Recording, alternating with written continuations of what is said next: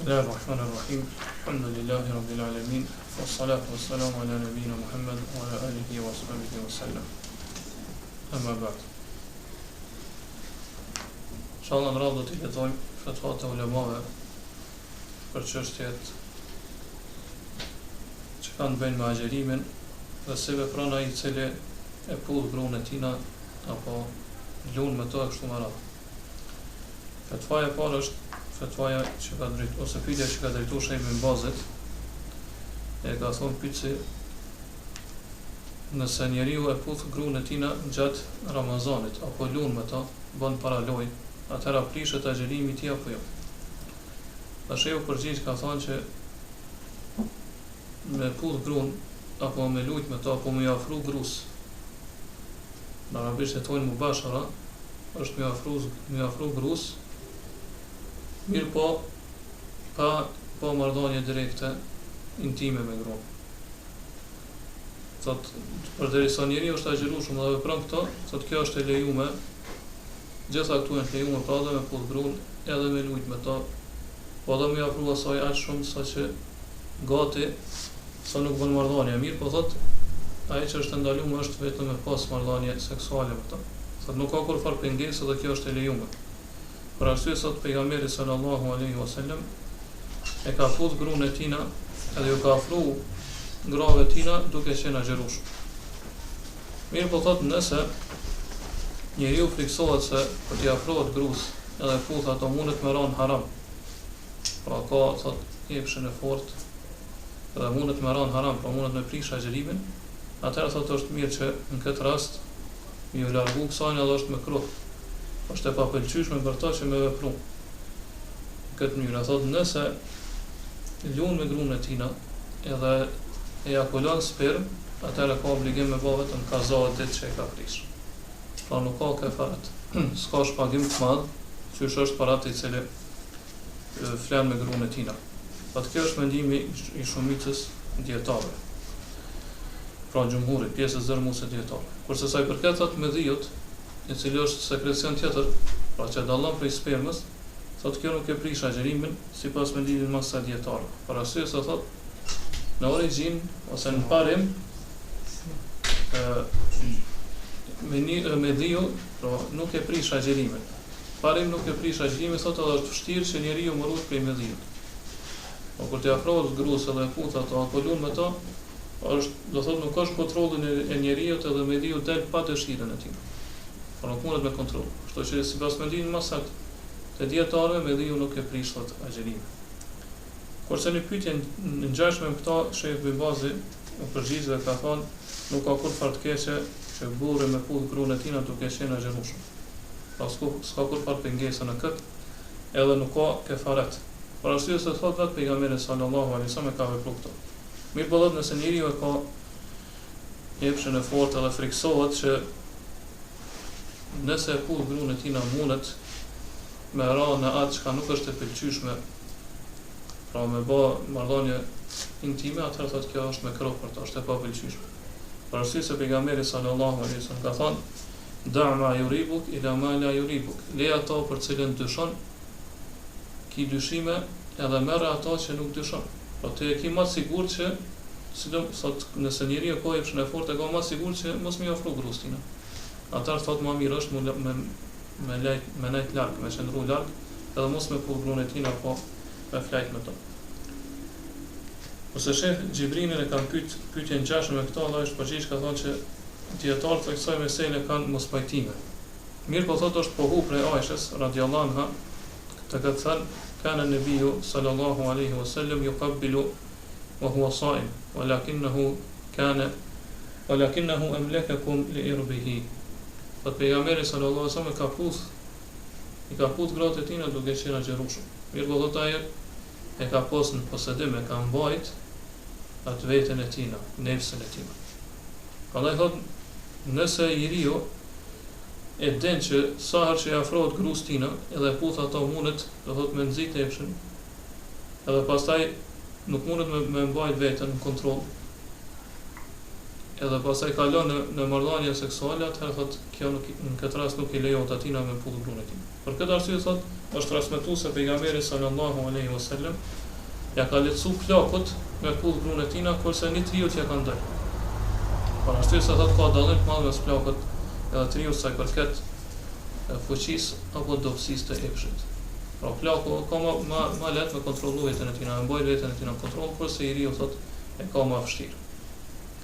Kurse Sheh Salih Fazani, Allah rujt, është pyet ka thonë ai lejohet gruas me pull burrin e saj gjatë ditëve të Ramazanit. Edhe ai është përgjigj ka thonë që burrit i lejohet me pull gruan e tij duke qenë xheloshëm. Po, përderisa i lejohet burrit, për kësaj kuptojnë se edhe gruas i lejohet me pull gruan e saj. Mirë po thotë burrit i lejohet deri atëherë kur nuk i nxitet dhe i lviz epshi i tij. Nëse thot për shkak kësaj në epshi i tij në lviz, do thotë edhe nxitet atëherë kjo puthje nuk lejohet, në mënyrë që më ndërprej ose më blloku rrugën të keqes më të madhe. Thotë edhe ajo që është transmetuar pe pejgamberit sallallahu alaihi wasallam që ai ka puth gratë e tij, thotë duke qenë agjërushëm, thotë kjo për arsye se pejgamberi sallallahu alaihi wasallam ka mbajtur veten e tij në kontroll nefsën e tij. Por çështë ka treguar Aisha radhiyallahu anha. Thotë kurse ata dietar të cilët e kanë lejuar me puth gruan e tij në gjatë pra burri e pull gruan e tij gjatë agjërimit, thotë ata kanë thonë për njeriu që është në moshë më të shtyme, kurse për triun ka thonë nuk lejohet për arsye se do thonë kjo është shkak që më dërgu triun deri te pra me nxitje epshin e tij dhe me prish agjërimin e tij. Pastaj Sheikh Uthaymin është pyet ka thonë ai lejohet agjëruesit që me pull gruan e tij dhe me lut me të në shtrat, duke qenë në Ramazan. Ai përgjigj ka thonë lejohet që agjëruesi me pull gruan e tij edhe me lut, pra me bë para loja me të duke qenë agjërueshëm, pavarësisht është në Ramazan apo jashtë Ramazanit. Mirë po thotë nëse ja kulon sperm për shkak të kësaj, atëherë agjërimi i tij na prishet. Nëse është thotë gjatë ditëve të Ramazanit, pra ka agjërimin obligativ, pra që është Ramazani, atëherë duhet me vazhdu me agjëru deri në fund ditës. Po mos me hangër dhe mos me pi deri në fund ditës. Edhe pse e ka kalu sperme, ka prish agjërimin, atëherë duhet mos me hangër dhe mos me pi derisa perëndon tjetër. Pra me plotësu ditën me agjërim, plus sot duhet me bë kaza këtë ditë pas Ramazanit. E nëse është thotë jashtë Ramazanit, atëherë thotë është prish agjërimi i tij. Mirë po thotë nuk e ka obligim që pastaj me vazhdu me agjëru deri në fund ditës. Nëse është jashtë Ramazanit, e prish agjërimin, pavarësisht është agjërimi obligativ apo është nafile, mirë po thotë se ka obligim që me vazhdu me agjëru deri në fund ditës. E nëse thotë është agjërimi obligativ, atëherë pra jashtë Ramazanit, dhe është obligativ, atëherë do të me bë kazatit, E nëse është agjërimi nafile, thotë kuptohet që nuk ka kaza për atë ditë.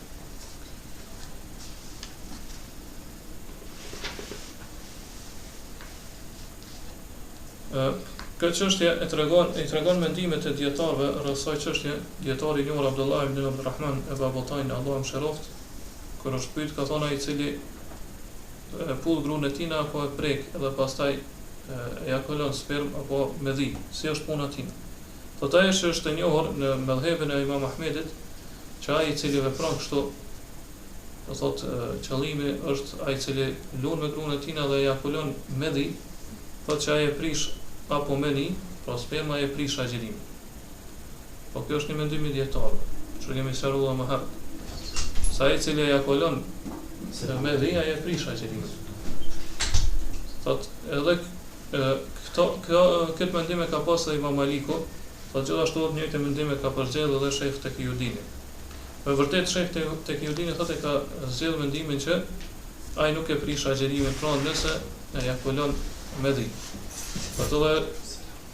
Kjo është pajtueshmërimi me mëdhëbin e Imam Ebu Hanifes edhe Shafiut, thotë Allahu e din më së miri. Kurse Sheikhul Islami, kur është pyet ka thonë ai i cili e puth gruan e tij apo përçafon ato, edhe shkaku i saj ejakulon medhi, e prish agjërimin apo jo, ka thonë që agjërimi me këtë prishet.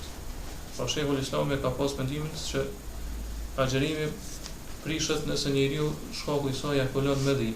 Thotë kjo është mendimi shumicës dietarëve. Pastaj një pyetje më ka drejtuar komisionit për hershëm për një personit, pyetja është pak e gjatë, ka thonë gjatë një nate prej ditëve të Ramazanit kam qenë vërtet gjatë një dite prej ditëve të Ramazanit kam qenë agjeru shumë thotë edhe kam hy u pastru, mu la. Mirë po thotë qëllimi im ka qenë me spari me marr abdes.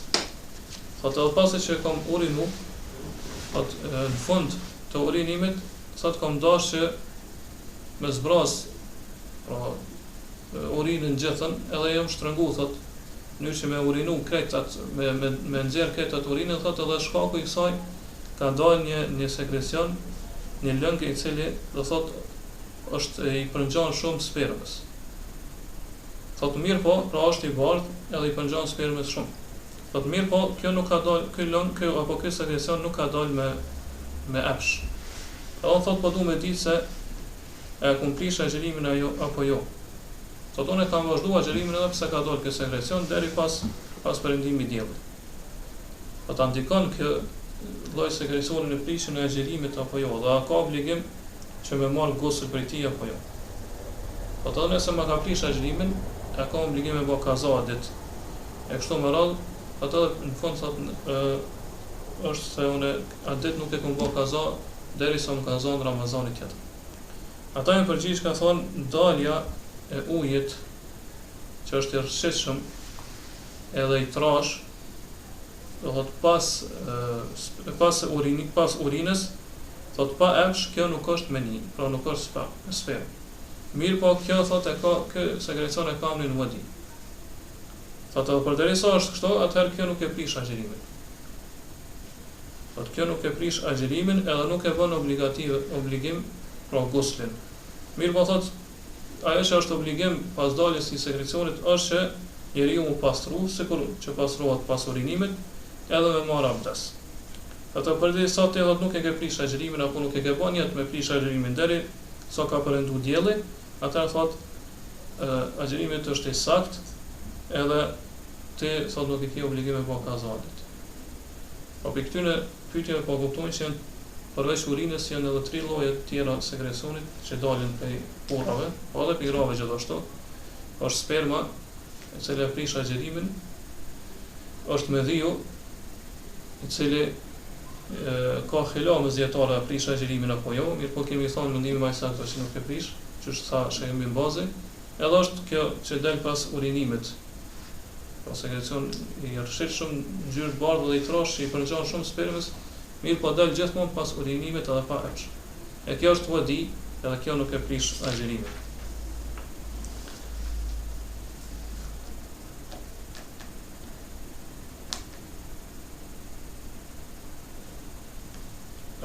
Gjithashtu një pyetje ngjashme ju ka bë komisionit për hershëm, ka thonë në një ditë prej ditëve të Ramazanit kam qenë ulur pranë gruas time, edhe dytë kemi qenë agjerueshëm.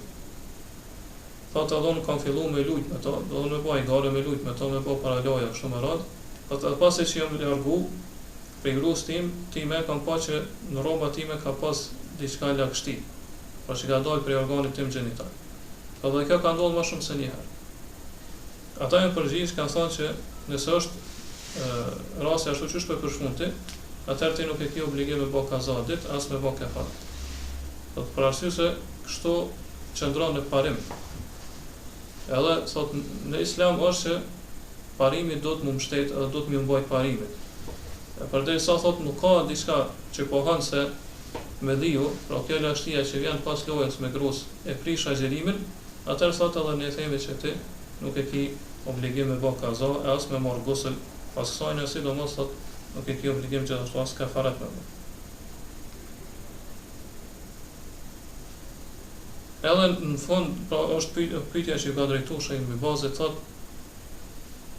më na tregu dalja pra sekretimi i medhiut e prish agjerimin apo jo. A shkak që e prish agjerimin apo jo.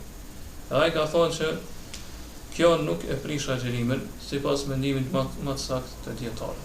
Kurse Sheikh Abdullah ibn Xhibrini, Allahu mëshiroft, kur është pyet për këtë, ka thonë që këtë meselë ka xhilaf. Edhe thot mendimi që anon më shumë Sheikhul Islamit drejtina, Allahu mëshiroft, është se dalja e medhiut nëse del medhiu për personit, atëherë ai nuk e ka obligim me prish me bë kaza ditë nëse del shumë medhi. Për arsye se thotë, nëse dikush e ka zakonin e tij është vazhdimisht me dal medhiu, thotë kjo nuk e prish agjërimin. Për arsye se thotë kjo është e zakonshme, edhe shumica në raste ndodh te trit. Pra te trit, nëse ndodh vetëm në shikim, pra me pa një gru, apo thotë me prek pa hire, pa qëllimisht thotë mundet me dal me që këtë shkak, do thotë për këtë shkak me dal me dhi, me sekretu me dhi. Do të prandaj nëse ne i themi që detyroni me bë kaza, na i dëmtojnë ata. Kurse shehu thotë e sakta është që nëse medhiu del edhe personi është shkaktar për daljen e medhiut, atëra ai ka obligim me bë kaza ditë. E nëse personi nuk është shkaktar për daljen e medhiut, thotë për shembull e shikon jo qëllimisht pra pa hiri, befasisht e shikon një gru apo e preke kështu me radhë, pa jo qëllimisht, thotë edhe si shkak i saj në del medhiu, atëherë themi që kjo nuk e prish agjërimin se ka obligim me bë kaza, thotë Allahu e din më së miri. Pastaj në vejim janë fatvat e dietarëve që kanë bënë me daljen e gjakut, me vjelljen edhe me marrjen e injeksioneve, e prishin agjërimin apo jo. Shehu Emini kur është pyet ka thonë dalja e gjakut e prish agjërimin apo jo, ai është përgjigj ka thonë nëse thotë në rrjedh gjak prej dhëmbëve, kjo thotë nuk ndikon në agjërimin e personit. Por derisa thotë ai mundohet që mos me përbi ata. Sa ka mundësi. Do mundohet që me pështyj mos me përbi aq sa ka mundësi, thotë edhe nëse i kalon diçka në bark, thotë kjo nuk ja prish agjërimin. Për arsye se thotë dalja e gjakut pa qëllim, pra pa dëshirën e njeriu, nuk llogaritet pe gjërave që e prishin agjërimin. Edhe thotë ai që ndodh me dal gjak pa dëshirën e tina, pe pjellonve kështu me radhë, thotë ai nuk ka nevojë me bë kazatit. Një thotë edhe atij që i rrjedh gjak prej hunëve. Thotë ai do të më mundu maksimalisht që mos me përbija gjak, thotë edhe kjo nuk ja prish agjërimin edhe nëse i kalon diçka poshtë, pra në bark. Pra nëse ai mundohet që mos me përbija gjak. Nëse i kalon diçka poshtë, thotë pa dëshirën dhe vullnetin e tij, thotë kjo nuk ka prish agjërimin, as ka nevojë me bë kaza atë ditë. Kurse komisioni për hershëm kur është pyet ka thënë që gjatë muajit Ramazanit në ka rrjedh gjak prej hunëve, duke qenë pra kanë qenë agjërueshëm edhe gjaku ka hyrë, do sa të kanë përbijet, ka hyrë trupin tim. Si me vepruar në këtë rast, ka thënë që dalja e gjakut prej hunës ose rrjedhja e gjakut prej hunës nuk e prish agjërimin. Për arsye se ai ndodh pa dëshirën e tij. Mirë po thotë nëse ti e përbin gjakun qëllimisht, atëherë ki obligim me bë kaza. E ki obligim me bë kaza, thotë nëse kur e ke përbiti gjakun, e ke bë qëllimisht edhe ke ditë që ja xherushëm. A nëse nuk e ke bë qëllimisht, po pa dëshirën tonë, s'ke mujt me, do të ka kalu poshtë, s'ke mujt me ndal, apo ke përbi duke harruar që ja xherushëm, këtë rast po nuk e ke obligim me bë kaza ditë. Mirë, janë edhe fatva tjera që kanë të bëjnë me rrjedhjen e gjakut, na inshallah do të vazhdojmë me lezu në dersat e ardhshme, për arsye se ka shumë komentime për asaj mesele të kundërta. Allahu a'lam wa sallallahu ala nabina Muhammad wa ala alihi wa ashabihi wa sallam.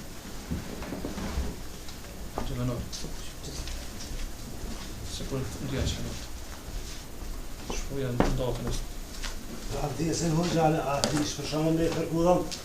Për shembull abdesin, abdes. Për shembull të kanë dhënë po të gjatë. Ja, nuk se prish inshallah. Veç që pejgamberi sallallahu alaihi wasallam ka mësuar ka thonë për të marrë abdes laje shumë gojën edhe hunën, përveç kur i agjerushëm.